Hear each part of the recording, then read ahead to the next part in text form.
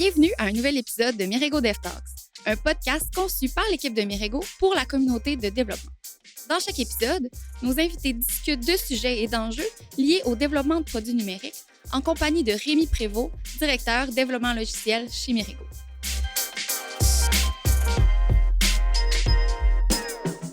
Par la nature de ce qu'on fait chez Mirego, c'est-à-dire bâtir des produits numériques pour nos clients, on est souvent amené à réfléchir sur nos choix technologiques et à identifier la ou les bonnes technos pour un projet. Ça fait en sorte que notre boîte à outils n'a pas arrêté de s'élargir depuis les 15 dernières années. Et comme chez Mirego, on est opinionated sur tout ce qui touche au dev, j'ai eu envie qu'on essaye quelque chose de nouveau aujourd'hui. J'ai sorti une dizaine de technos qu'on a utilisés dans le passé chez Mirego ou qu'on utilise encore. Puis on va en piger une à la fois, puis on va en jaser avec mes invités aujourd'hui.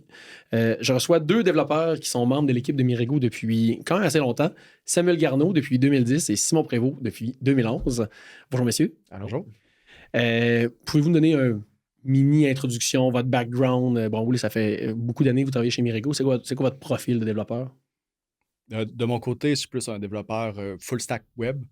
J'ai travaillé beaucoup en back-end, puis plus récemment, je commence à me faire les mains sur le front-end un petit peu plus de mon côté. Ça ressemble pas mal à ça. Plus orienté back-end, puis du front-end aussi par la bande, mais ouais, c'est ça. Cool. Fait qu'on essaie ça, nouvelle formule aujourd'hui. Oui. Première fois qu'on fait ça dans un épisode, un petit format un peu plus jeu. Fait que je vais piger. C'est moi qui ai décidé les technos. Vous n'êtes pas nécessairement au courant 100% de ce qu'il y a là-dedans, mais ça risque de pas trop vous surprendre. Je vais commencer avec le petit rose ici. Ruby on Rails. OK. Ruby on Rails, un framework full stack, justement. On parlait de full stack. Qu'est-ce que ça vous dit, vous autres, Ruby on Rails? Ruby on Rails, peut-être mieux placé pour commencer à en parler Moi, ça a été historiquement. un changement complet de paradigme au niveau du développement back-end que j'avais. J'étais habitué de faire du PHP avant. Ah oui, c'est vrai.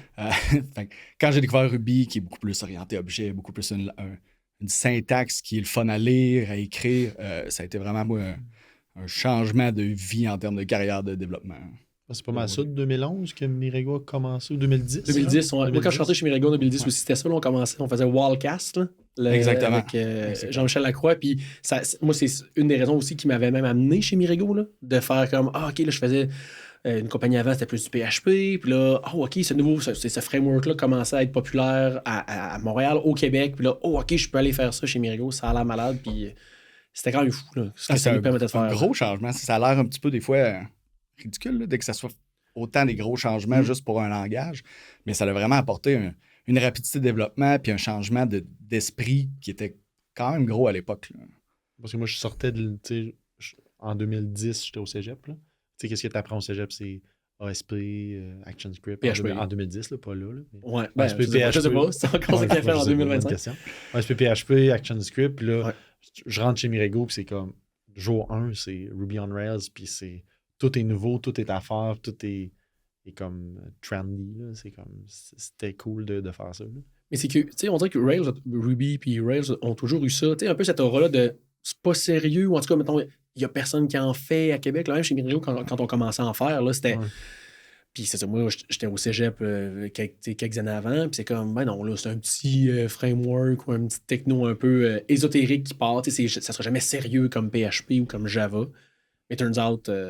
Oui, puis tu commences à en entendre parler beaucoup de la Silicon Valley, que des nouvelles startups commençaient avec ça et tout. Même c'était comme Twitter, je crois, qui était là-dessus. Puis là, il y avait dans le temps les gags de Whale, la baleine, le Fail Whale, qui tombait tout le temps down. C'était comme c'est à cause de Ruby, alors qu'on apprenait à découvrir cette techno-là.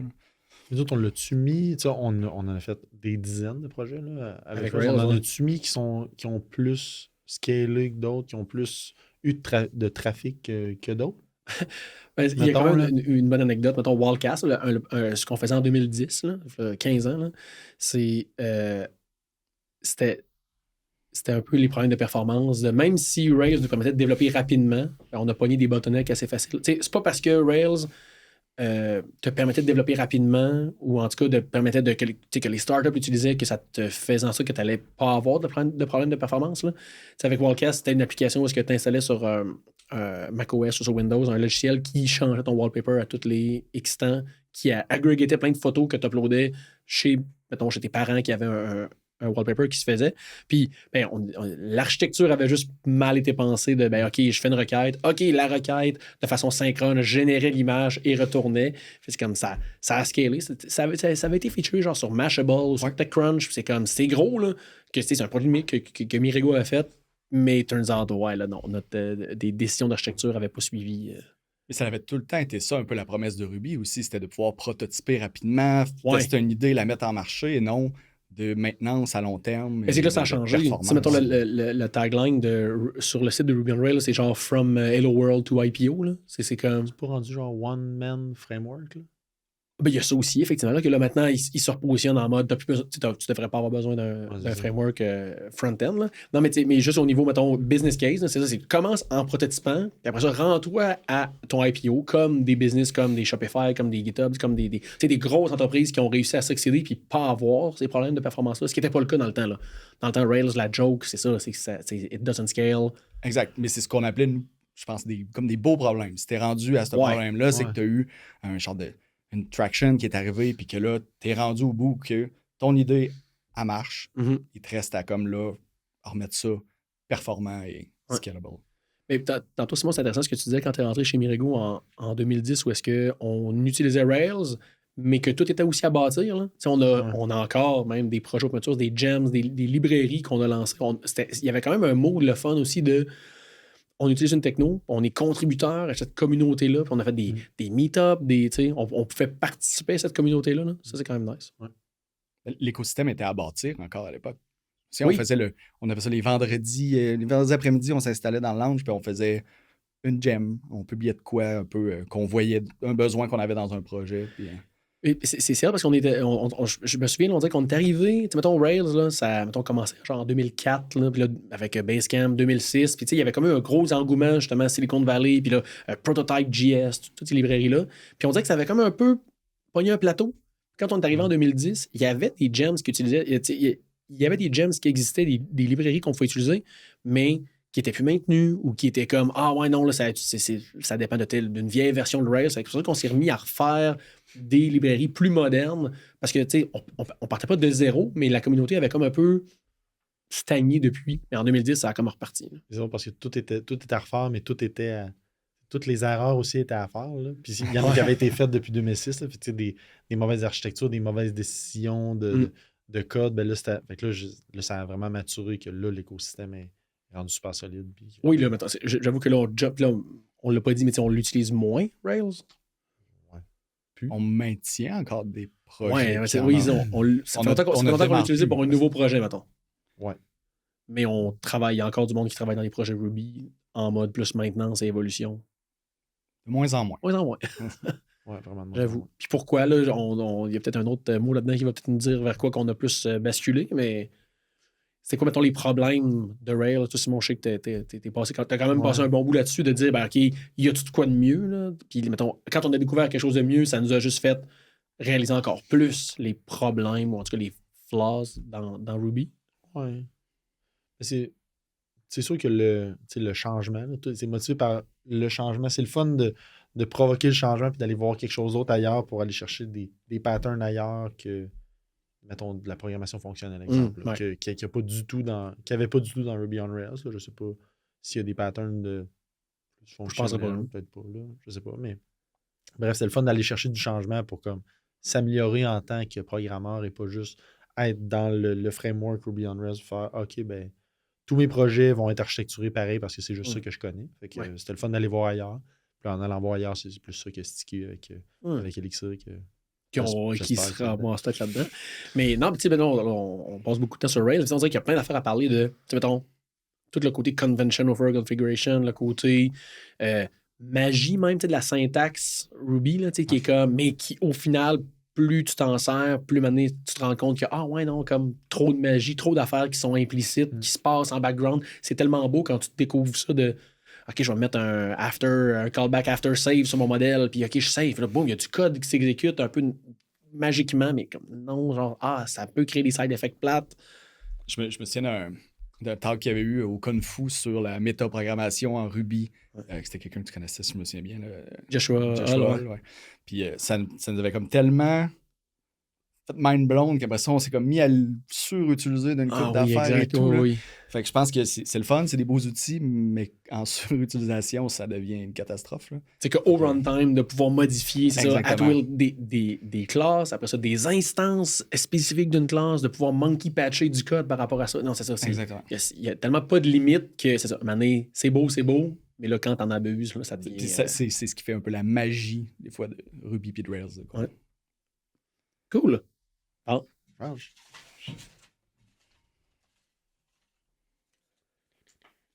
Oh, AWS.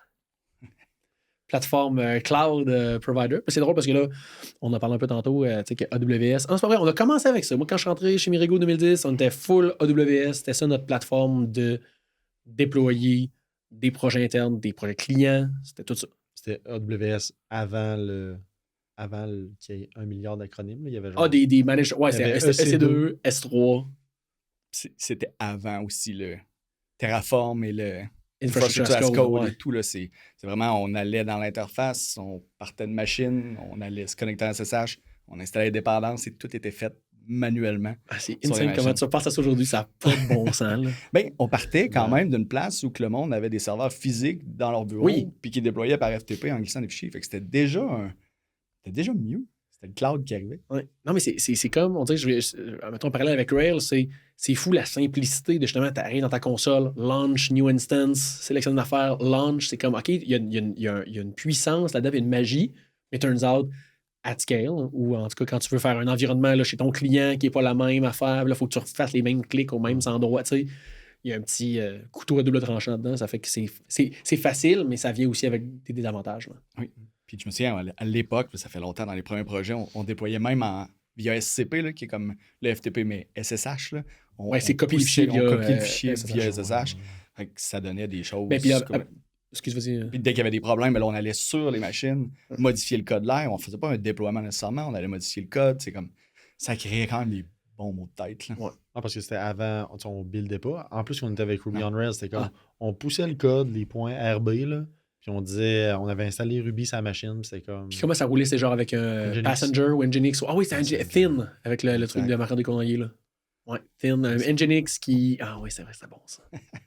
Puis Thin, lui, c'est comme, voici le repo, le config.ru, là. C'est comme c'est un serveur rack, puis là, comme, ça part. C'est sûr que c'était ultra, en plus, pas sécuritaire, là, mettons. C'est sûr qu'il y avait des flaws, là, dans ce qu'on faisait. Tu sais, mettons, là, juste tu disais, là, on launchait une machine, on ouvrait le port 22. Oh, là, puis là, après il y avait une clé. Il se connectait. Moi, je comprends, là, il y avait une clé, mais il me semble qu'il y avait il devait avoir un jeu de... Il y avait des ports ouverts. Puis à un moment donné, on se configurait, on se rajoutait dans le non-host, puis on se connectait. Non, avec nos users. Non, mais parce qu'après ça, tu disais, on déploie via SCP, mais tu sais, c'était avec Capistrano. Ultimement, c'est avec Capistrano qui abstrait un peu cette magie-là. Éventuellement, on est allé vers là, oui. De dire déploie parallèlement sur ces 3 machines-là, mais Capistrano, il s'identifie avec. Capistrano, ça roule sur ta machine, puis il faut qu'il se connecte en SSH avec une clé. Mais tu sais, probablement que oui, en termes juste de gestion d'accès, de qui a le droit de faire ça, c'est qu'après ça, rendu, tu n'as pas tant de permission. C'est que là, tu as ta clé SSH, ça donne accès à la machine, après ça, rendu sa machine. Tu fais ce que tu veux. Là. Mettons, historiquement, là, ça, on parle on a commencé EC2 Barebone. Là. Je pense qu'on est quand même allé au bout pas au bout, là, mais mettons, très complexe de launcher des clusters, Kubernetes dans AWS, gérer tout avec Terraform. Mais il y a quand même un trend là, de remettre ça simple. Retour à la base. Je pense que là, notre façon que là, on déploie beaucoup de projets, d'avoir des containers ECS, que c'est manage, puis que si tu fais juste... tu mets un load balancer par-dessus, puis ça fonctionne. C'est quand même assez... Je pense qu'on est retombé plus minimal minimal, mais sans... avec un certain niveau d'abstraction puis de manage, justement, parce qu'avant, là, mettons, justement, des projets dans le début de l'année 2010, c'était tu dis un load balancer, c'est un serveur, 2-3 serveurs d'app, puis une DB. Tout ça, c'est individuellement des machines EC2. Là. Il n'y avait pas genre ELB. Là. C'était comme tu as la machine EC2 qui est qu'on nommait -LB. Puis là, lui, c'était un Nginx. Puis lui, après ça, il faisait après ça son dispatchage sur les machines. Puis là, on avait un serveur EC2 qui dessus roulait MySQL ou un autre serveur qui répliquait. Oui, le master. Oui, le classique. Oui. Avec le fichier de log qui traquait que oui, exact. La réplication était encore valide parce que c'était les bonnes, je me souviens plus. Oh oui, c'est ça, c'est comme la séquence de des writes. Puis là, ici, il manque un write. Oh, parfait. Fait que là, ça touchait pas un fichier, ça une alerte qui partait, qui nous réveillait sur PagerDuty pour dire hey, la réplication a marché. Comme, il n'y a pas de manière que quelqu'un peut gérer ça pour nous autres. Et c'est fou. Puis là, on dirait que j'ai comme un gap dans. Un moment donné, il y a RDS qui est arrivé, mais je me souviens pas de. C'est qu'à un moment donné, en tout cas, je pense qu'il y a un gap qu'on est allé sur Heroku. Puis là, Heroku Postgres. Ouais, là, on s'est mis à utiliser le service manager. Je pense qu'entre-temps, il est arrivé à RDS, puis on est revenu sur Amazon. Ou bien ça existait, puis on n'était pas trop au courant. Je sais pas. On pourrait checker là en quelle année AWS RDS est arrivé. Puis parce qu'on a switché vers Heroku genre en 2013, mettons. Ouais, switché. Pas switché pas basculer. On a encore des choses sur Heroku. Oui, exact. Puis on a encore des choses sur AWS. Mais c'est plus un réflexe d'aller directement sur des plateformes comme Heroku. Non, mais ça, on pourra en reparler quand on sera rendu Heroku. Parce qu'il y a AWS, mais S3, c'est quand même hot S3. Quand mettons AWS, là, que S3, c'est pas mal au centre de tous nos projets. Il y a des assets. Autant pour servir des assets que pour uploader des affaires. C'est quand même de quoi qu'on met dans tous nos projets qui n'a pas tant changé. C'est quand même hot. J'allais dire que c'en est un des services d'Amazon qu'on a gardé même quand on a migré vers Heroku. On a quand même continué à avoir du storage. Oui, non, exact. AWS a tout le temps été là, quand même. C'est devenu un peu le de facto dans l'industrie. T'sais, même au niveau, là, vous savez, là, l'aspect de l'API qui est réimplémenté par d'autres providers qui sont comme on va partir d'un compétiteur S3, mais on va prendre le même API parce qu'on ne veut pas se fermer des portes. Là. C'est quand même autre qui a établi ce standard-là. Comme OpenAI qui a des API. Exactement. Il n'est pas là-dedans, OpenAI. C'est pas une techno. Good. Avez-vous pigé? Je vais faire montrer que c'est pas arrangé. Ça a l'air arrangé. Ah, ben là, Heroku, parfait. Tu bien écrit? Oui. Good. Ben, parfait. Parfait. Parlons de cette transition-là. Pourquoi on est allé vers Heroku en genre 2013? Je pense qu'on l'a bien expliqué là, en parlant d'AWS, à quel point c'est un petit peu fait bric-à-brac, comment on gérait les serveurs, les réplications et tout ça. Heroku arrivait avec une promesse de oui, c'est un petit peu plus dispendieux, mais c'est géré automatiquement. Tu as du scaling automatique, tu as des comment tu l'appelais, Postgres. Là. Des genres de services à parler, Heroku Postgres, mais des add-ons. Exact, des add-ons qui arrivaient avec un slider, tu pouvais augmenter ta performance sur demande. C'était sûr que quand on a vu ça arriver, c'était vers la place à aller. Puis en plus, il me semble qu'il était assez targeté Ruby aussi. Le premier use case, c'était genre, push ton projet Ruby, là, ça va le bundler, puis ça va tout faire. C'était aussi, tu sais, c'était dans le même... En même veine que Ruby on Rails, le vidéo de 15 minutes de tu pars de ton blog, un fichier vide, puis tu as une URL. Avant, c'était même pas Heroku App. C'était genre, heroku.com. Oui. T'as un sous-domaine direct. C'était comme ça fonctionne, puis ça marche. Fait que on a roulé quand même un bon bout là-dessus. Et en fait, ça, le côté dispendieux, c'est ça qui est vraiment intéressant de dire, à un moment donné, on s'est arrêté. On a dit, OK, là, les machines gérées individuellement, du Capistrano, puis là, justement, il faut configurer une nouvelle machine. Okay? Fait que là, launch une nouvelle instance. Là, sudo apt get install. Prépare ta machine. Il n'y a pas. Tu sais, à un moment donné, on s'est mis à utiliser là, des Puppet ou des chefs ou des trucs de même pour bootstrapper, provisionner les machines. C'est comme. C'est tout error prone. Fait que là, à un moment donné, on a fait, OK, Heroku, oui, il y a un premium, là, c'est plus cher, là, mais comme c'est worth it, là, le temps de Sam Garneau qui n'a pas à configurer ça, puis à hopefully, comme, pas se tromper en suivant le doc.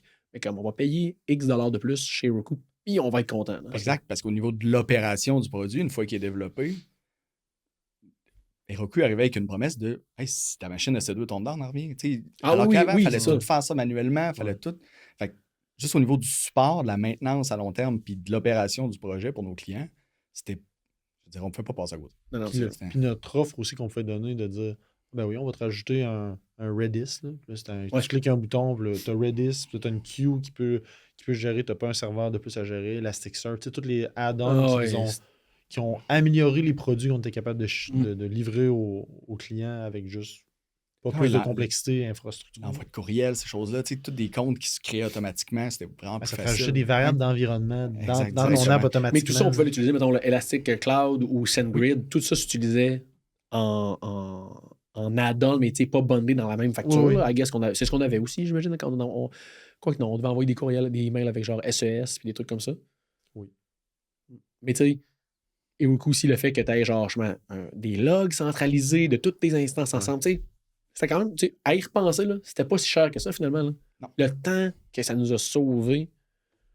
C'est venu cher quand on en a vu passer des factures de hey, OK, si on avait ça, avec les outils qui existent présentement sur AWS, la facture serait de moitié. Là, puis là, tu fais, c'est là que ça a re-switché à OK, ayons la réflexion. Is it still worth it? Oui, c'est ça. Puis là, ça coûte combien l'implémenter, ça? Là, quand est-ce que tu surfais ton coût? Parce que le temps de bâtir une expertise, on était rendu avec une bonne expertise. On avait des Hanzo, une librairie, un outil CLI qu'on s'était bâti justement pour ça, faire des diffs entre des configs. Tout. On était rendu quand même pas pire à power user. On était des power users des Roku, là, forcément. On avait mané dans notre compte Mirego, là, c'est genre 200 applications. Là. C'est comme.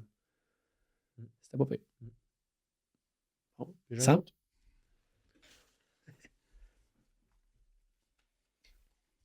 Angular. Oh yes, OK, là, on change de. On n'est plus dans le back-end. Avez-vous fait beaucoup d'Angular?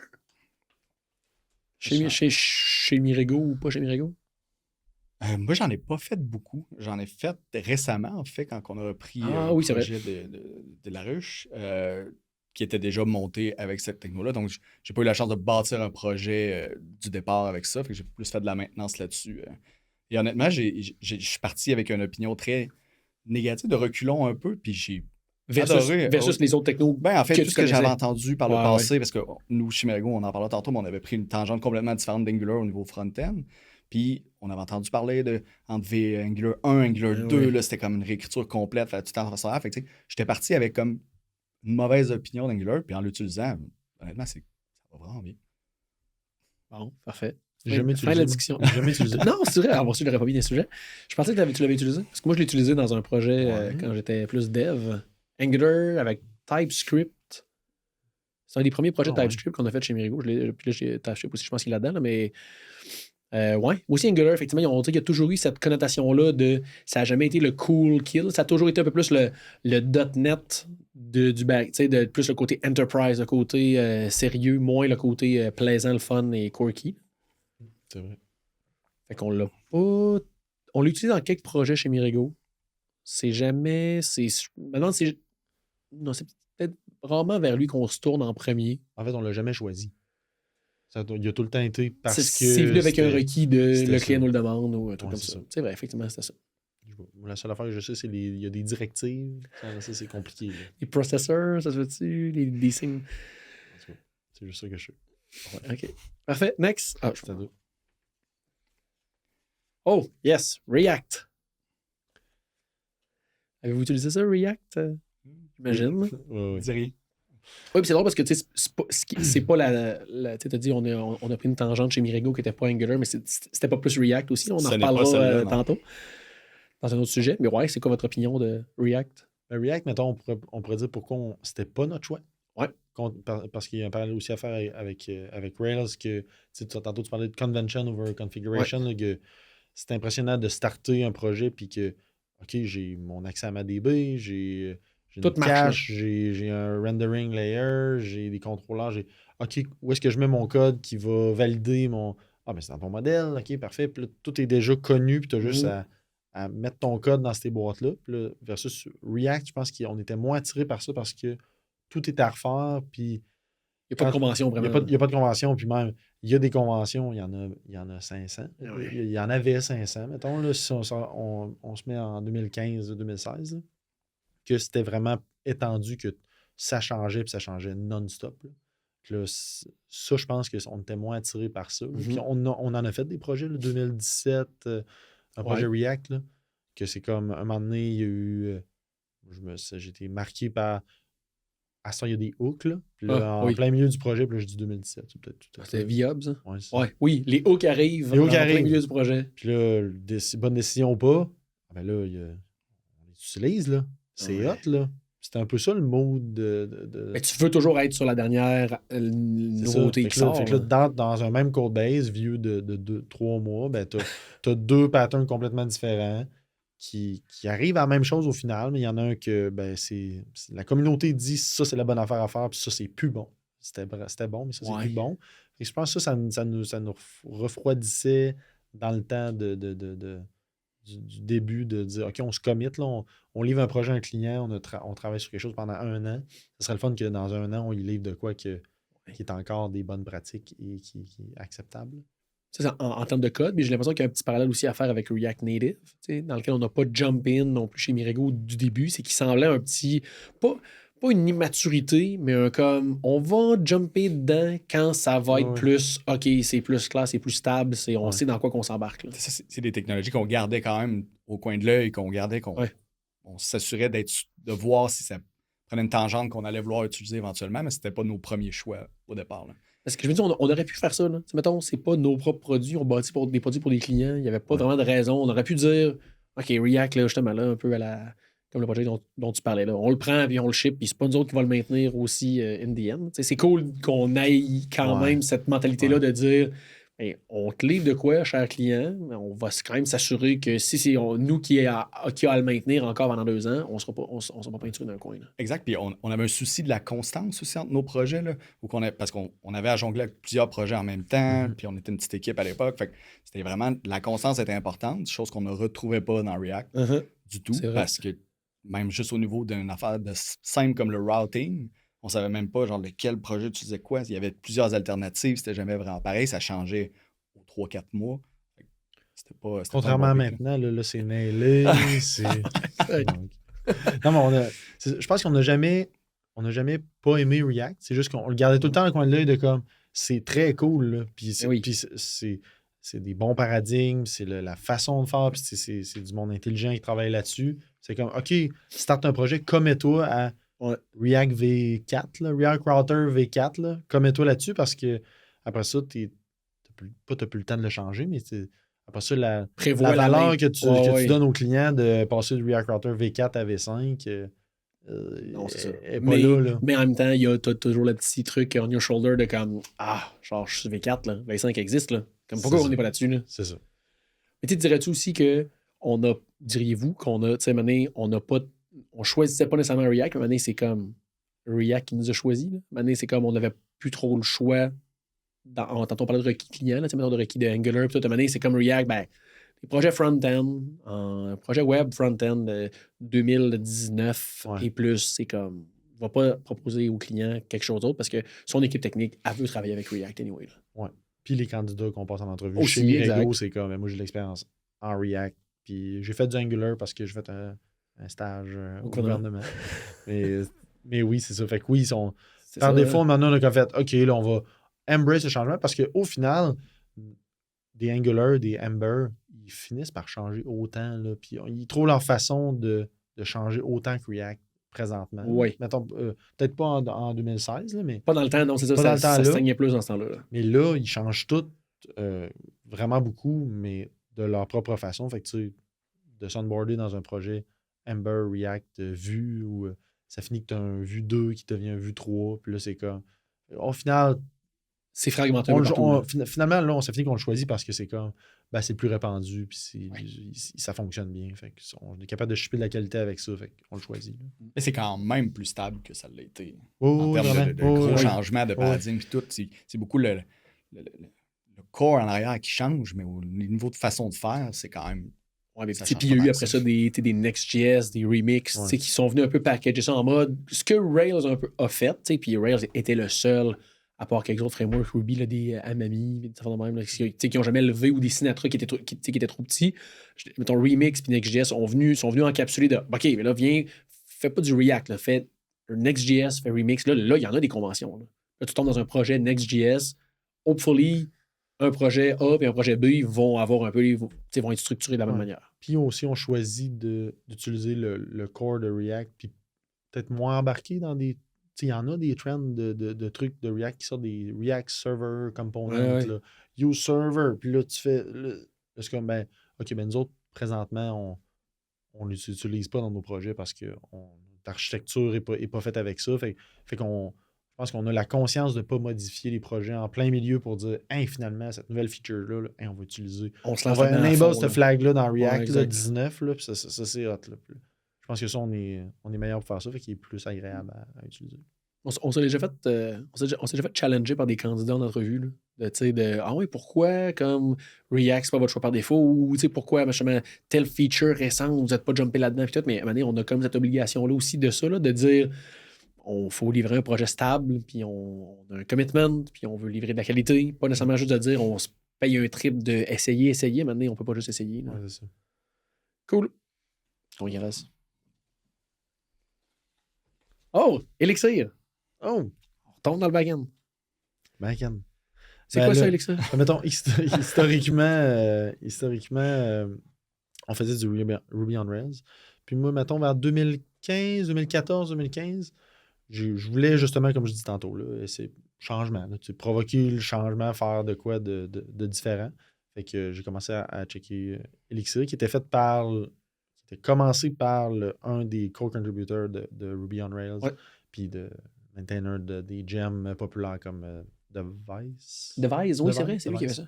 José Valim. José Valim. Puis, fait que là, j'ai commencé à faire ça, faire des petits projets on the side. Puis, à un moment donné, on a un projet interne qui est arrivé chez Mirego de traduction, de gérer des traductions dans des projets, puis tout ça. Fait que moi, j'ai fait la première version en Rails, puis après ça, je l'ai écrit première version en Rails, puis on the side, je la rewritais en Elixir pour comme essayer de faire un case study de « Hey, checker, il y a quelque chose d'autre qui s'en vient, qui existe, qui est cool. » Puis ben, de fil en aiguille, on se mettait à avoir des projets avec la liberté de techno, puis qui n'étaient pas... Fait que c'était comme, ben, on le ferait dessus en Rails, on fait dessus en Elixir, puis on est allé all-in Elixir, puis depuis ce temps-là, on fait plein de projets. Mais c'est vrai qu'à un moment donné, le step projet interne à mettre ça dans une proposition de projet client, puis que, tu sais, il a fallu là, convaincre des clients, puis leur monter le business case de dire, OK, c'est le bon choix techno par rapport au produit qu'on bâtit, Elixir est le meilleur choix. Là. Ouais. Parce que, tu sais, mettons, encore plus historique, comment nous autres, on faisait pour le vendre, puis comment que José Valim a fait pour le vendre, lui. Fait comme lui, il était dans Ruby on Rails, puis il a hit des trucs de performance. Il s'est mis à s'intéresser à du trading, puis d'utiliser tous les cores, puis certains paradigmes de même. Puis lui a fait, ben OK, je vois qu'il y a Erlang qui existe. J'aime pas, je sais pas si j'aime pas la syntaxe, là, mais je trouve le tooling. Je trouve le tooling est manquant sur l'expérience de développeur. n'est pas aussi hot que Ruby on Rails. Ça serait cool d'avoir un langage avec ça. Fait que là, oui, c'est pour ça que la syntaxe ressemble à du Ruby, c'est que lui, c'est ce qu'il trouvait le plus clair. Et puis Ruby avait été fait aussi à la base pour ça, là, pour le developer happiness. Là. C'est ça. Exact. Faire que les gens aiment écrire et que c'est plaisant à écrire. Lui, je pense, mettons, c'est en 2010 ou 2011, j'ai commencé à travailler là-dessus, faire des preuves de concept, puis c'était lent sans bon sens. Puis finalement, arriver à launcher de quoi en, me semble, 2014, première version, puis là, c'est comme... Puis là, moi, j'étais early là-dessus d'essayer des trucs. Puis après ça fait qu'on fait le vendre aux clients de cette façon-là aussi, de dire, ben regarde, c'est pas une nouvelle techno, c'est pas une nouvelle VM, c'est la VM d'Erlang, ça tourne depuis 30 ans, ça scale, check les case studies de ces apps-là qui utilisent la même techno en arrière, c'est juste nous autres, on utilise une syntaxe différente. Ça finit par builder la techno, ça finit par builder des fichiers machines qui vont être exécutés par la même VM. C'est performant, ça scale, c'est même qu'on était capable de vendre. Notre approche chez Mirego a quand même été conservatrice, dans le sens où on a attendu quand même longtemps avant de vraiment proposer ça au client, de le tester, d'être sûr que par rapport qu'on avait encore le gain aussi de performance qu'on avait avec Ruby en termes de développement, rapidité de vitesse de développement, oui, 100%. Exact. Mais en ajoutant le gain de performance, d'opération. Donc là, on optimisait beaucoup plus les requêtes et tout, c'était vraiment plus rapide, puis ça scalait. Là. Parce qu'on a eu justement des projets, là, je ne veux pas nécessairement en nommer, mais c'est des projets qu'on aurait pu faire en Elixir dans cette période charnière-là, là, de dire, OK, on y va à fond là-dedans. Mais il y avait quand même tout le temps un manier de si tu vends ça au client, puis si tu fais ce choix-là techno, il faut t'assurer de livrer aussi après. Puis je pense qu'il y a, mettons, un ou deux projets, on a quand même fait, ouais, OK, non, là, c'est trop un gros risque. La timeline, on n'avait quand même jamais fait de projet avec cette techno-là, de vrais projets clients sérieux. Il faut quand même être sûr de notre shot. C'est double tranchant, parce que là, on aurait pu dire, oh, oui, parfait, on le fait avec Elixir, on se plante, puis là, Elixir, ça marche pas. On est brûlé, on arrête ça, c'est une mauvaise expérience. D'autres langages, ça faisait chez Mirego. Mais... Oui, c'est ça, exact. Oui. Et finalement, ça a été quand même un...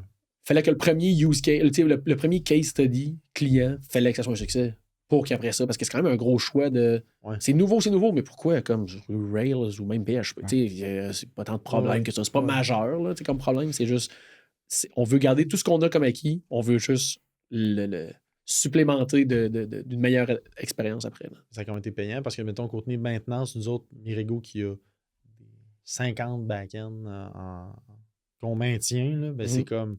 On a starté notre première pierre Elixir en 2015, c'était la version 1, puis là, c'est rendu 1.18. Il y a comme. Pas de breaking change. Pas de breaking change, pas de changement de. Hey, finalement, faut plus que tu écrives ça de même. Les protocoles, ça marche plus de même. Les structs sont plus bâtis de la même façon. Puis là, faut updater ce projet-là. Puis là, ça, il y a quand même une stabilité. Puis c'était ça le guess. Là. Ça, je pense que c'est ça qui a été payant. C'était la maintenabilité du langage.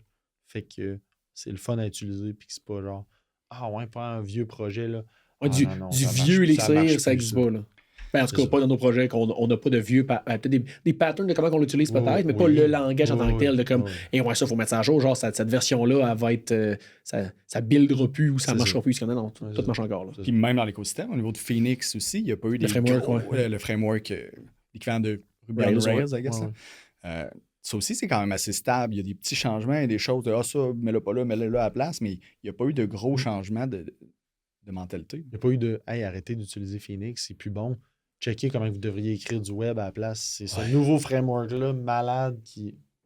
En tout cas, c'est pas autant divisé. C'est sûr que c'est plus facile de ne pas être divisé quand il y a 4 users. Mais, la communauté, elle se bat pas. C'est pas la communauté. Les 4 maintainers du projet.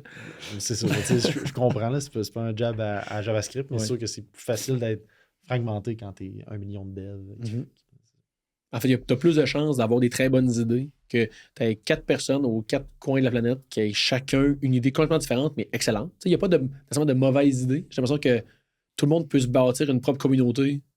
Rallier quelqu'un autour de son idée. Tu as quelqu'un en France qui se part de quoi, puis que, OK, parfait, ça fait un framework qui se bâtit. Puis là, tu as quelqu'un d'autre là-bas qui se bâtit quelque chose d'autre. Alors que j'ai l'impression que ton Elixir, ça a commencé plus petit, un noyau plus petit, puis ça a juste comme grossi autour. J'ai l'impression que JavaScript, vu que c'est un langage qui était tellement universel aussi, mettons, quand ça a explosé début 2010, c'est juste que tout le monde était JavaScript developer. C'était pas une nouvelle techno. Là. Ouais. J'ai l'impression qu'il y a plus de.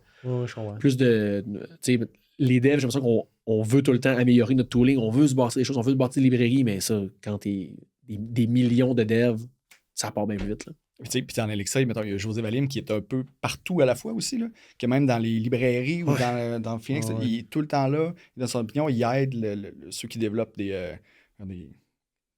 des packages. Il est tout le temps là, dans son opinion, puis ces fameux petits cœurs arc-en-ciel, il est tout le temps là. Il est comme dédié à ça. Peut-être qu'il aide comme bien à genre faire que la communauté s'en va dans la même direction pour qu'elle travaille ensemble. Mettons, il prend une année sabbatique, là, José Valim, qu'est-ce qui arrive avec Elixir? Je pense que ça vit quand même bien. Il y a d'autres gens qui ont émergé aussi en tant que leader dans la communauté. C'est pas un one-man dans la communauté. Je pense qu'il met son grain de sel à des places, mais c'est pas. Tu sais, comme il n'y a pas non plus de nouvelles features incroyables, on n'avait pas pensé à ça il y a 7 ans. Ça reste un langage. Mettons les type system. Ouais, c'est ça. C'est quelque chose que tu ajoutes de plus. Fait que c'est une feature qui manque. Mais ça, c'est quand même une critique qu'il y a déjà eu d'Elixir. Puis I guess qu'il y avait la même affaire pour Ruby. Là, comme c'est pas sérieux, c'est pas statically typed. Ouais. Ben oui. Qu'est-ce que tu penses de ça? Ben, je pense qu'il y a des très bons blog posts. Lui, pourquoi il explique comment il voit ça, là, comment les types répondent à un certain problème, comment ils créent d'autres problèmes. Il y en a un justement sur Dashbit qui est super intéressant de comment faire évoluer ton codebase avec tes types. Comme du coup, c'est pas un silver bullet de dire je vais commencer à annoter toutes mes fonctions. Puis vu que celle-là sur ton string, tout est beau, puis j'ai confiance, je peux enlever mes tests. Ça ne teste pas, puis c'est des erreurs de business, tu vas quand même en avoir. Puis mais il y a quand même une façon d'en ajouter, puis c'est ça qu'ils font présentement, là, en genre de 3 étapes sur 15 ans qui se sont donnés. Sur 15 ans? Non, mais ça fait 5, mettons, ça fait 5 ans, puis sont dans la première étape sur le bord d'avoir complété toutes les milestones, d'ajouter un type system par-dessus Elixir sans... les type annotations, c'est la 3e étape. Okay. C'est si le programme n'est pas capable de guesser inférer les types comme du monde, ben là, il va avoir la possibilité de rajouter des notes comme dans TypeScript. Oui. Comme tout le monde connaît dans TypeScript. Comme dans les langages typés. Comme les langages Ben, pas tous les langages. Tous les langages typés, ils ont des. Une manière de l'enforcement, de typer tes. C'est ça, mais il y a quand même de l'inférence beaucoup dans d'autres Oui, langages. oui. En tout cas, fait que, bref, là, oui, c'est une bonne critique, je pense. Je pense que tout ce qu'ils sont en train de faire là, sont en train de bien le faire. Puis de pas dire, ah ben, on va releaser Elixir 2.0. Puis maintenant, c'est typé. Puis boum! Puis là, TypeScript 5.7 deprecate les enums parce que finalement, c'était pas une bonne décision. Ben bon, c'est ça. C'est mon opinion. Parfait. Good. Ah, il en reste quand même pas mal. Allez-y, pigez. TypeScript, bon. Bien aujourd'hui. C'est tout prévu, là. C'est tout... Non, on n'a pas encore vu Non, je trollais un peu avec TypeScript. Là. Je pense que c'est quand même... c'est quand même... Ça aussi, ça a été un gros changement chez Mirego d'utiliser... Oui. Ça se pense même plus, là, de dire je vais commencer une application puis je vais écrire du JavaScript. Je ne vais pas utiliser TypeScript pour écrire mon JavaScript, ça fait plus de sens. Là. Quand on tombe dans des projets en maintenance, on retombe dans des projets justement qui c'est du JavaScript peu et tout. Ouais. C'est tellement plus difficile de comprendre puis de te mettre dans le mindset de c'est quoi que ce code base-là veut faire, c'est quoi que cette méthode-là va prendre comme entrée. C'est vraiment un autre game de savoir un peu plus puis d'avoir comme de la documentation qui se fait comme au fur et à mesure que le code s'écrit. Là, on n'a jamais eu de pushback chez Mirego dans ça. Il n'y a jamais personne qui s'est comme... C'était-tu trop compliqué? Trop de... Genre, ben non, là, c'est du... c'est comme ça me ralentit, mettons. I guess que quand tu étais dev JavaScript avant, ça allait vite. Je pense que c'est une évolution logique du JavaScript. Au final, ça rajoute juste un petit peu par-dessus, mais ça change pas complètement ta syntaxe, ça change pas ton langage. Puis quand on s'est mis à utiliser TypeScript, on était déjà dans des frameworks où il y avait un build process. Il y a déjà le concept de on bundle, on package nos affaires ensemble. Fait que le TypeScript par-dessus n'était pas genre là, il va falloir que je build, puis là, j'ai une étape de validation. Non, on l'avait déjà. Mais il y a quand même eu un moment, quand on a commencé sur TypeScript, où que là, les librairies qu'on utilise, eux, ne sont pas typés. Là, il faut que tu, définisses l'interface avec laquelle il va communiquer avec toi. Puis là, ce bout-là était quand même painful pendant quelques années. Mais c'est quand même des projets qu'on utilisait, qu'on a fait, mettons, en React, qu'au début, React n'était pas TypeScript, c'était Flow. Là, Flow, oui. Qui était fait par Facebook. Ouais. Fait que ça, il y avait comme un... C'est vrai. Il y avait comme un débat entre les deux. Là. Puis là, nous, on est allés avec Flow parce que c'était avec React. C'était avec React, ça fitait. Mais il me semble qu'on avait eu des... c'est vrai. Il y avait quand même du tooling qui était immature. Là. Puis ça avait raison d'être immature. Là. C'était comme... Il y avait TypeScript, eux autres, nous autres, on finalement type avec Flow, puis c'était autrement. Il y avait plein de différences. Ça existe encore, Flow? I guess que non, là, parce que React est rendu full TypeScript. Ouais, ça, mais il y a encore justement du monde qui le maintienne parce que, non, moi, j'ai mon projet que j'ai starté en 2018. Je dépends encore de Flow. J'ai 2 millions de lignes de code. J'ose croire que rendu là, tu as fait la migration vers TypeScript. Là, je peux. C'est comme les DVD. Non, c'est comme VHS puis Beta. Ouais, exact. Oui, mais c'est ça. Oui, il y a encore du monde qui fabrique des appareils bêta. Mais TypeScript a gagné quand même. Oui. On peut... C'est clair. Facilement, ouais. Mais tu sais, puis moi, je me souviens, là, quand on a fait mon premier projet de TypeScript chez Mirego, c'était un app TypeScript avec Angular. Puis justement, c'est moi, puis Pascal Lamel, qu'on travaillait là-dessus. Puis on avait fait un build process avec soit Gulp ou Grunt, là, un des deux. Là. Je sais que t'aimes ça quand on parle de ça, Simon. Gulp. Mais c'était ça. Il y en a un qui sert juste à rouler des tasks, puis il y en a un qui c'est un processeur, me semble. Lequel est lequel? On le saura, on mettra dans les show notes. Dans le fond, c'est ça. Puis il y avait comme pas. Fait que je pense que même c'était pas tant mature, là, le côté, genre la solution que, OK, mets ça dans ton projet, puis tu sais, un genre de boilerplate ou un starter pack. Il fallait comme merger ensemble Angular puis TypeScript. C'était pas tant fait pour aller ensemble. Fait que, mais là, maintenant, c'est rendu vraiment mature. En fait, il n'y a probablement pas de projet. Tu sais, les frameworks, aujourd'hui, mettons, tu pars du Remix ou, tu sais, tous les projets de Node.js, tout est en TypeScript. Mais personne, il va y avoir beaucoup de monde qui font pas de TypeScript. Là. C'est une drôle de décision. Mais c'est que ça vient avec, tu sais, c'est bundlé avec les starter packs, tu sais, c'est bundlé avec des frameworks maintenant. Par défaut, ça doit être ça. Oui. Puis même, à ça, les nouveaux, je veux pas dire les nouveaux runtime, mais les dénos puis les bonnes, là, mettons, les autres, ils parsent le TypeScript nativement sans avoir à utiliser TypeScript en JavaScript. Là, ouais. Ouais, c'est ça. Fait que oui, c'est rendu la communauté s'est entendue. Parfait. Ça n'a pas été fragmenté par genre Flow, TypeScript puis 15 autres. Là. Non, mais ça aide aussi, tu sais, mettons que là, c'est Microsoft qui a comme parti ça, TypeScript. Fait que, tu sais, ça aide aussi à l'adoption de, OK, c'est quoi que Flow, il y avait Facebook aussi. C'est quand même fou pareil, ça, que React puis Flow, tu sais, c'est comme, ça aurait pu marcher vraiment plus, là. Si... il y a beaucoup de JavaScript qui s'écrit sans React aussi. Là. Probablement que React, ouais, c'est ça, oui. Fait que je pense que c'est non, mais Flow, c'était pas ça. C'était pas genre justement t'annotais ton JS, là. T'sais, ça n'a pas un fichier .flow. Ouais, c'est des commentaires, me semble. Ouais. Okay. TSDoc, là. Il me semble qu'il n'y avait pas un standard de ça. Là. Ouais, ça se peut. Oui. Que tu... Puis puis là, lui, il analysait ça. Puis après ça, il pouvait justement voir si ton programme était correct. OK, next. Vas-y, Sam, c'est à toi. Oh, PHP. Tes premiers projets chez Mirego? PHP. On utilisait Symfony à l'époque. C'est le premier. Symfony quoi, t'en sais-tu? Quelle version? Non, je pourrais pas te dire. Et oui, ton premier projet? On peut dire c'est quoi? Mon premier vrai projet, on peut en parler. C'est un classique de quand tu rentres dans une entreprise. J'ai refait le site web de Mirego. Puis l'autre après, c'était vraiment un API avec Symfony où c'était Clutch 22 à l'époque, qui était une chose de... Avec un cas.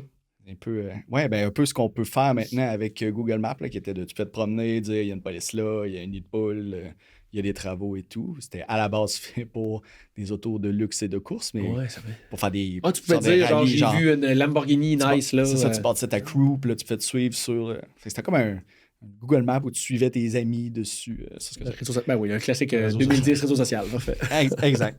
Fait que c'était ça, puis c'était pas. C'est pas la première fois que j'utilisais je partais d'un API avec Symfony et tout. C'est loin, ça fait 14 ans. T'as-tu réutilisé PHP depuis? Oui.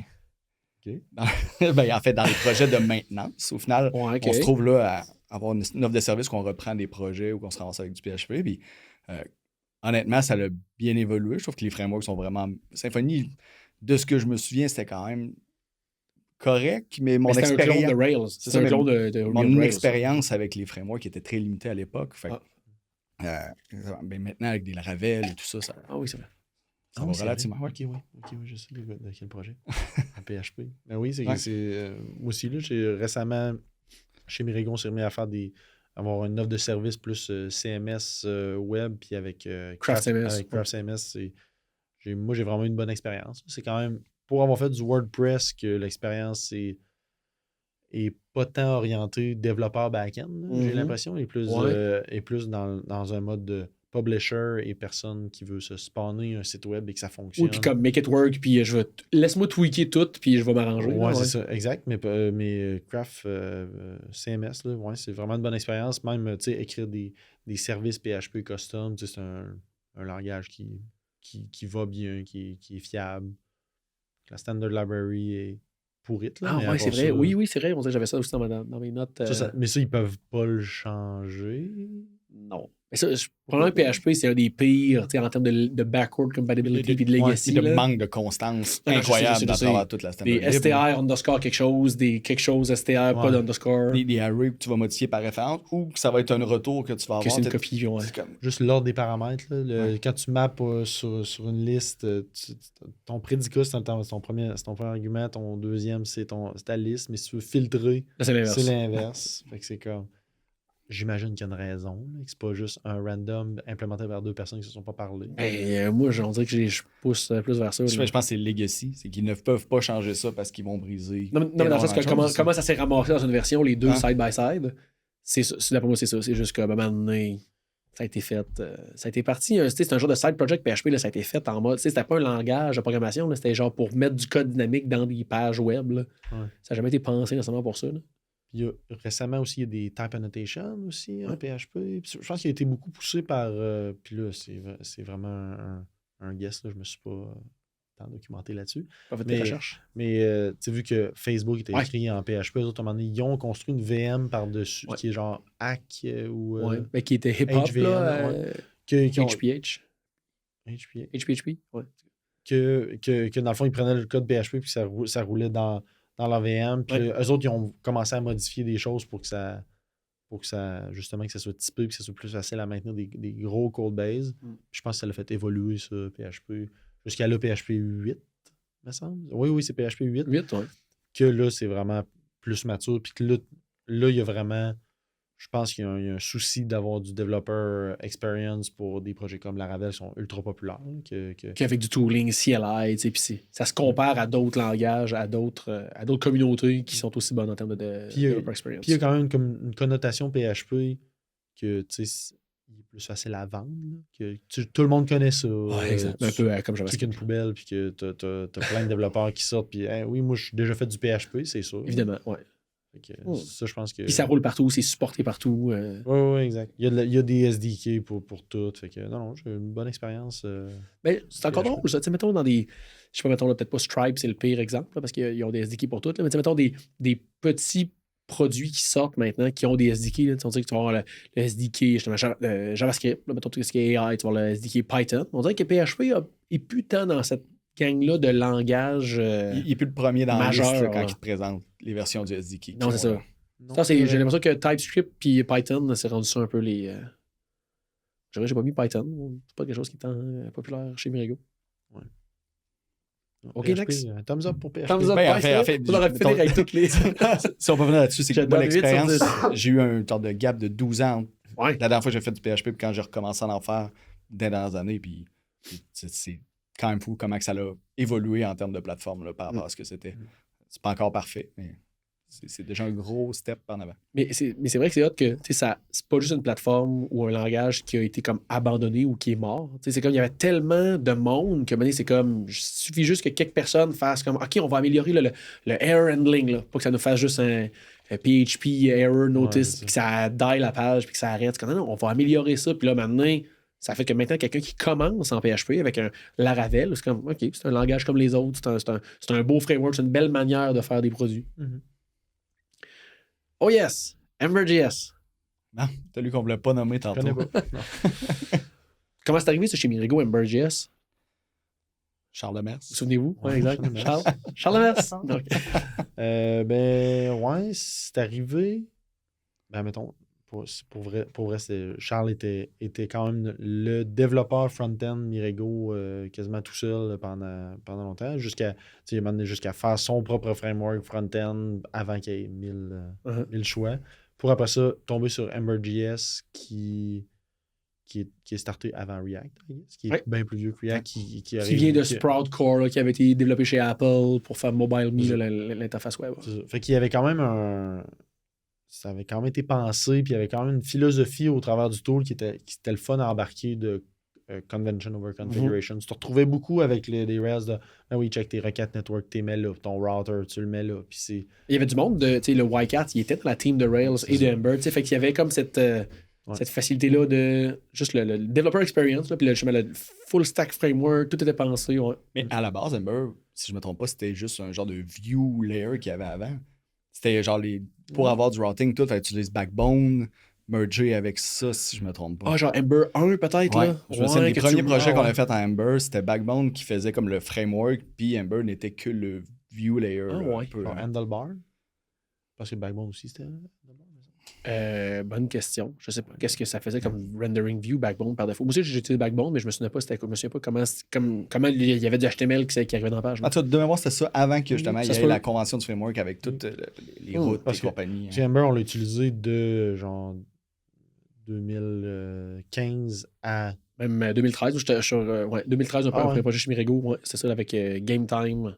Ah ouais, une web view dans une app mobile qu'on voulait faire en web, qu'on voulait parce pas la qu'à l'époque, c'était des cellules qui n'étaient pas de hauteur fixe, puis faire une scroll view mobile était compliqué. C'est que la raison pourquoi ça a été... C'était pour ça, au niveau performance, il n'arrivait pas à faire une scroll view performante. On va mettre une web view performante. Ça fait des années. Ouais, mais bref, il y avait eu ça. Fait que de 2013 jusqu'à... Puis on a commencé des projets Ember jusqu'à... 2020? Ouais, c'est ça. 2019 peut-être? En fait, on a arrêté à cause de sa force qui était d'être lent à faire des changements, pas apporter de breaking change. Puis avec le temps, c'est devenu de plus en plus lent parce qu'il demande tout le temps comme des RFP avec le RFC, pour se dire lent en termes d'évolution du framework. Du produit, de la plateforme pour développer. Puis ce qui était leur force au début, qui n'avait pas de breaking change, est devenu un peu le penchant négatif de cet écosystème. Checker qu'est-ce que React font, là, genre ça roule. Exact, ça va vite, ça brise. Là, ça c'est complètement l'opposé. puis c'est que ça évoluait tranquillement, puis c'était tellement conventionnel comment faire les choses qu'après ça, rentrer de l'évolution là-dedans, c'était plus difficile. Fait que là, mettons, on a eu quand même des expériences painful de passer de Ember 3 à Ember 4 à Ember 5, des affaires de finalement, c'est pas juste une petite affaire à changer, là, c'est comment qu'on a architecturé ça, il faut le revoir, puis tout ça. Fait que je pense qu'il y a eu des affaires painful qui nous ont fait faire que finalement, on est plus tant en amour avec la techno. Là. Est-ce que c'est tant qu'avoir comme des gros process d'upgrade puis qu'on est painful avec ça, autant y aller avec un React qui va plus vite puis qu'on va avoir les technos les plus à jour et tout, tant qu'à se faire mal de temps en temps. Parce qu'Ember, avant tout ce qui est le Glimmer, puis même juste le TypeScript dans Ember, on dirait que pendant quelques années, ils sont tombés en mode il se passe rien. Même chez Mirego, ça a fait que OK, là, TypeScript, puis même Flow, React, Ember, c'est comme toutes ces nouvelles choses cool-là n'arrivaient pas dans Ember. Puis là, maintenant, ils ont décidé de le faire avec Ember 4. Puis là, bang! Checkez ça, les trucs cool que vous voulez depuis 2 ans, livre-là. Puis là, ça va falloir se prévoir 6 mois pour migrer notre code base. Là, c'est plus le fun. Oui, c'est vrai. Parce qu'il nous a vraiment bien servi le temps qu'on a ultra été productif avec des apps. Puis, moi, Accent est encore Ember.js. Le front-end. Puis TypeScript, Glimmer? Oui. À un moment donné, il y a des codes modes là, que oui, c'est ça, tu peux rouler ça. Ça finit par marcher. C'est TypeScript Any, là. Pas mal. Je suis tué 100% Any. 100% Any. Non, mais c'est ça. Mais still, c'est des fichiers TypeScript. Fait que si tu voulais maintenant prendre le temps de bien typer, tu pourrais le faire. Oui. Mais c'est quand même painful. Mettons des fois pour travailler dans des projets React, de la façon qu'ils font des components, des fonctions, tout ça, c'est plus raw JavaScript que là, tu tombes dans Ember, tu veux share du state entre 2 components. Là, t'as beaucoup de termes. React, oui, il y a des 1000 concepts à les React. State, des hooks, c'est tough à maîtriser, mais la logique bien basique de React fonctionne, puis tu peux la comprendre.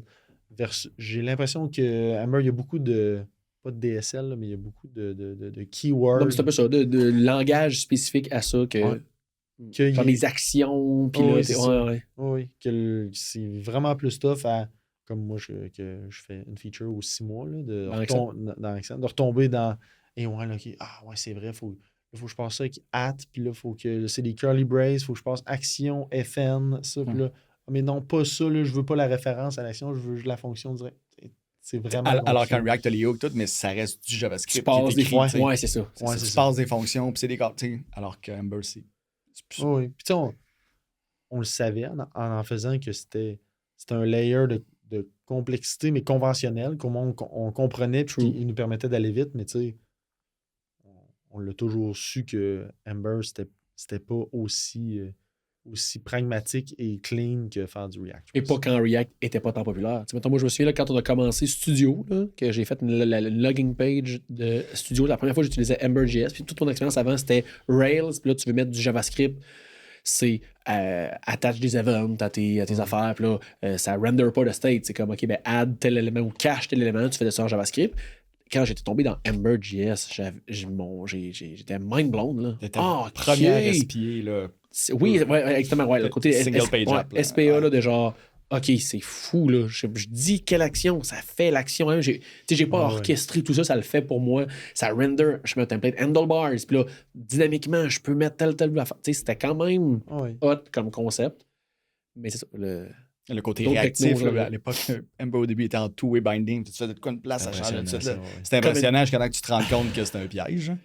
Comme Angular, la démo là, de Bernard à l'Open Code, là, qui était comme, tu bindais ton input text, ngModel égale telle affaire. Ouais. C'est comme, je tape dans mon input, puis ça modifie mon champ, tu sais, mettons, quel est votre nom, Rémi, puis là, tu tapes, bonjour, virgule Rémi.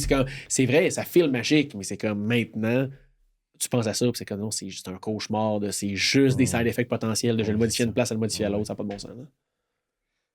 Yes. Ember. Le dernier, Ember. Dis-moi le dernier. C'est quoi, qu'est-ce qui reste? GraphQL. C'est bon. Oui, c'est bon plus. Oui. En fait, je pense en plus qu'on est les 3 qui ont déjà fait un podcast dans une autre saison sur GraphQL. C'est vrai. GraphQL en production, ouais, true. Ah, c'est vrai. Écoutez ça. GraphQL, qu'est-ce qu'on pense de ça? Moi, ça change à chaque semaine. Ça fait longtemps que je n'en ai pas fait. Hein? Ouais. Non. C'est comme React, ça bouge tellement vite. Non, ça bouge tellement pas vite. Hein. C'est l'enfer. Mais c'est comme Elixir, c'est feature complete. Il n'y a rien à changer. Mais il y a quand même des features. Qu'est-ce qui est poche avec GraphQL? Plus, il y a une foundation puis stuff, mais il y a quand même des trucs GraphQL qui sont utilisés par Facebook qui sont pas dans la spec. Fait que les serveurs les implémentent pas, puis les clients les implémentent pas non plus. Là. Comme quoi? Les defer, puis les deux features que c'est pas dans la spec, ça? Là. Ben là, je sais pas. J'ai pas ça fait longtemps que j'ai pas... Pas dans le premier aspect, en tout cas. Là. C'était pas dans... Pas dans le premier aspect, mais defer puis stream ou... OK.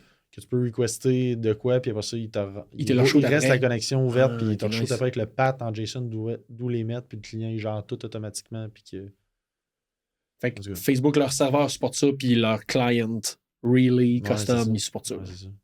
Mais non, mais GraphQL, historiquement, on a commencé à faire du GraphQL dans quel projet?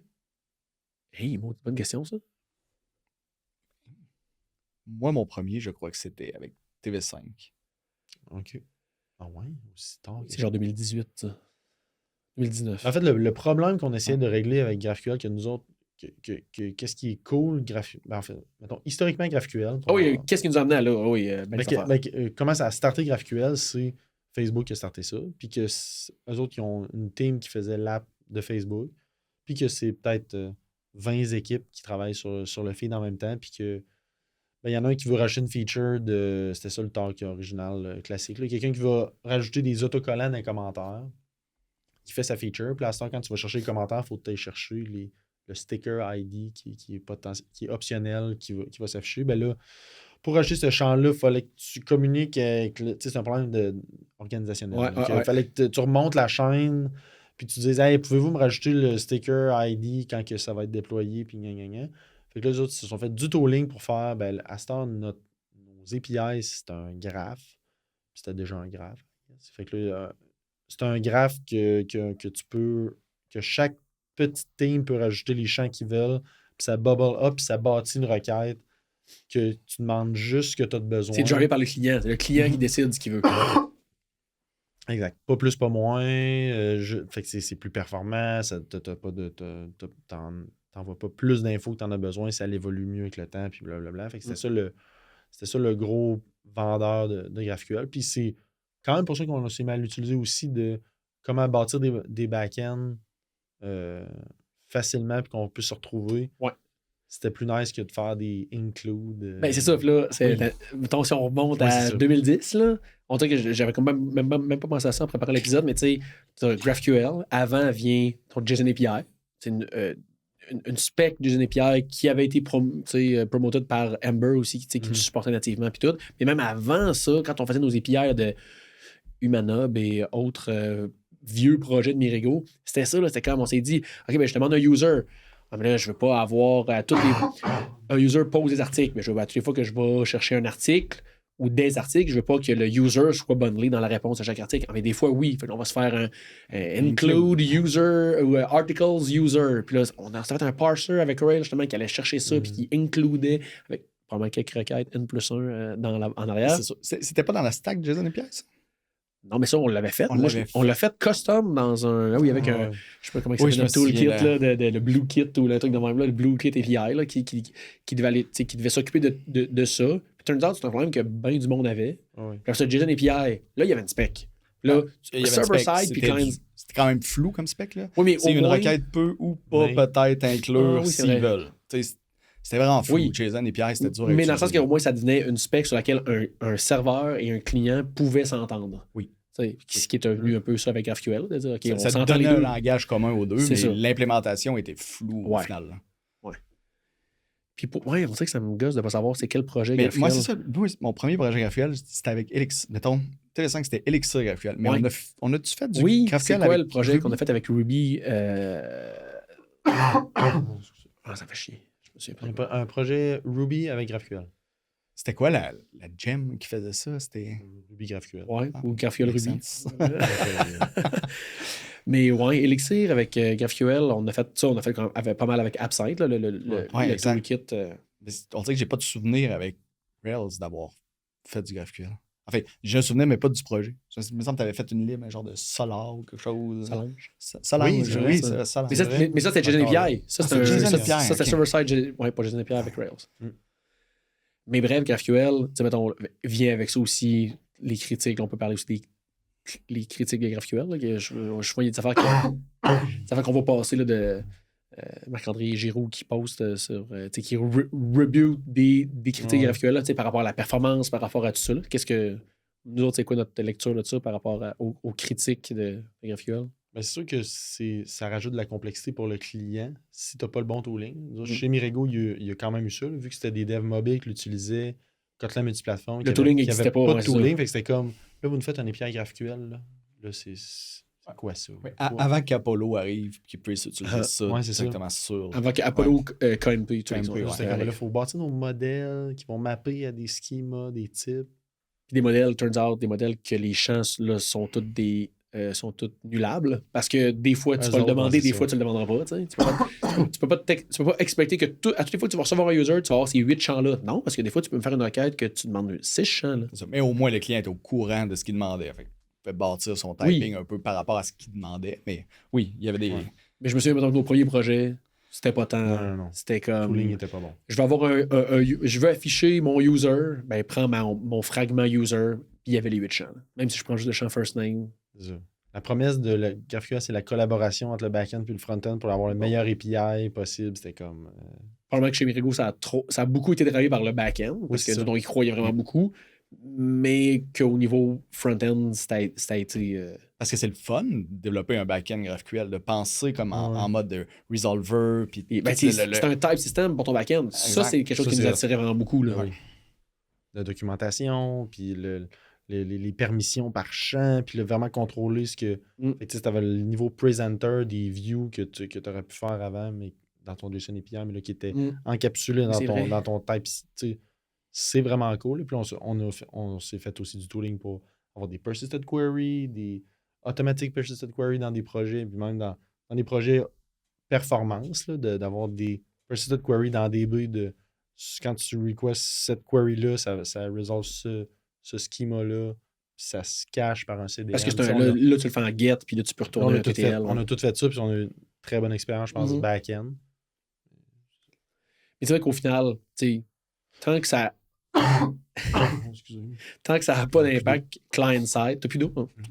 Tant que ça n'a pas d'impact tant négatif client-side, au back-end, ça a eu un impact super grand au niveau de structurer, au niveau testé, au niveau. Ça fait qu'au moins, ça n'a pas trop eu de side effect négatif. Parce qu'au final, le but aussi de ça, un des problèmes qu'on avait, mettons, avec la communication mobile back-end, c'était faites-moi un endpoint /home. J'ai mon app mobile, j'ai la page d'accueil. Faites-moi un endpoint home qui me donne tout exactement le data dont j'ai besoin. C'est comme le back-end ne peut pas être couplé autant que ça à l'app mobile. C'est ce que GraphQL enlève complètement. C'est-à-dire, dis-moi exactement ce que tu veux. Bâtis-toi ta query. Toi, appelle-la home si tu veux. Et fait que home, c'est cette liste de 42 champs-là. Après ça, moi, je vais prendre ces 42 champs-là puis je vais te retourner. Je n'ai pas besoin de savoir, moi, en tant que back-end, que je te retourne la home. Mais de toute façon, avec JSON API, il y avait aussi le monde qui mettait plein d'include anyway. Tu finissais par charger ton graphe quasiment au complet une requête parce que tu voulais tout avoir d'une. Parce que c'est pas grave d'avoir plus que passer. C'est ça. Parce qu'au final, ça a un impact sur la performance, mais c'est tough aussi à tester, surtout en dev. T'es comme bon. Parce que plus récemment, on a fait dans 2 projets séparés d'avoir des requis clients que c'était avoir la spec Open API. Open API, ouais. Open API, ouais. Open API, ouais. D'avoir, que tu construis ton API puis que ça output un YAML qui est dans une spec qui fait que tu peux documenter les endpoints, les paramètres entrants, les paramètres sortants. Fait que ça, c'est cool aussi, mais ça prend du tooling comme GraphQL pour le faire par-dessus, mais qui finalement donne un API REST. Oui. Mais ça enlève pas le. Ben, OK, j'ai besoin d'un call qui me redonne. Mettons, on va chez le profil d'un user, /user/ID, mais j'en aurais besoin aussi qui me retourne moins de champs, ou ce call-là, il est vraiment juste pour la page des users parce que c'est lourd, c'est un gros payload. Mettons que je vais afficher les users dans ma page d'accueil, plein de users. Peux-tu me faire un call? Là, je vais faire un user list ou user small. Ça n'arrive pas ce problème. Là, tu rajoutes des paramètres en entrée pour dire, mettons, exclude player stats from line-up.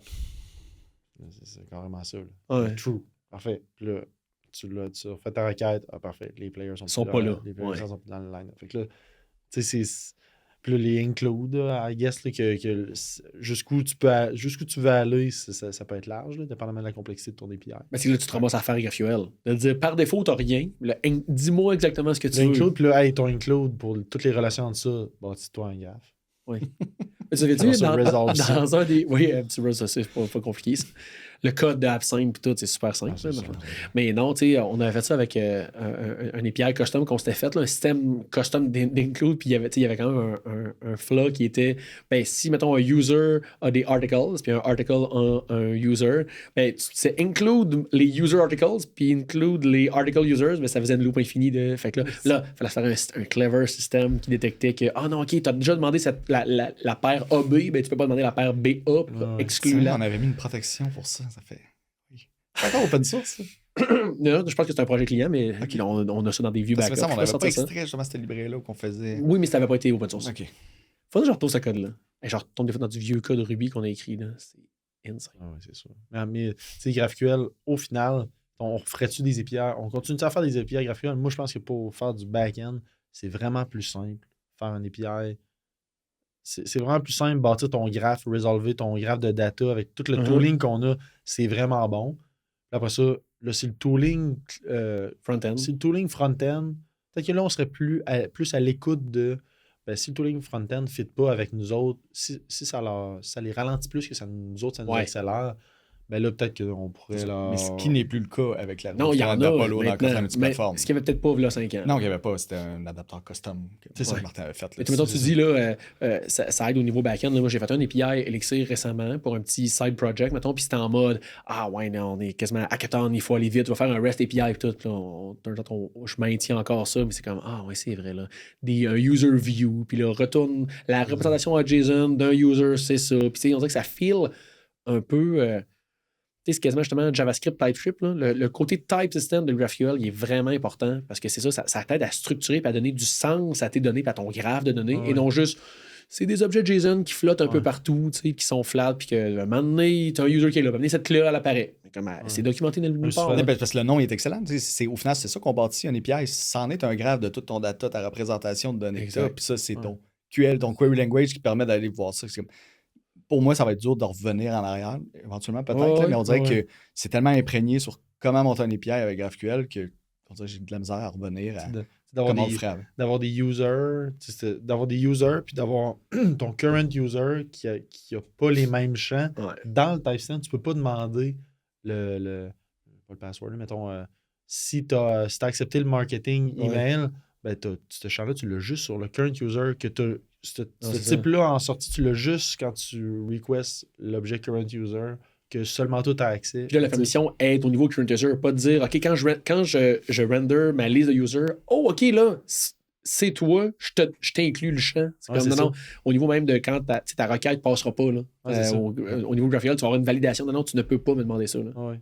On s'est amélioré aussi avec les années par la sécurité des flows de GraphQL, de sécurité de bâtir des immenses requêtes, limiter les tokens, limiter le nesting. Une page open source. C'est ça, exact. Fait que on s'est rajouté ça, fait que je pense que maintenant, on est par défaut, c'est ça. Cool. Bon. Fini. Merci beaucoup, messieurs. C'était super cool. On refera peut-être ça pour une autre batch de sujets dans un prochain épisode. Plaisir. Merci. Merci d'avoir été là pour cet épisode de Mirego DevTalks. Vous pouvez en apprendre plus sur Mirego, notre expertise, nos projets et nos postes disponibles en visitant notre site web au mirego.com. Continuez à nous suivre et à partager les épisodes sur votre plateforme de podcast préférée et au plaisir de se retrouver au prochain épisode.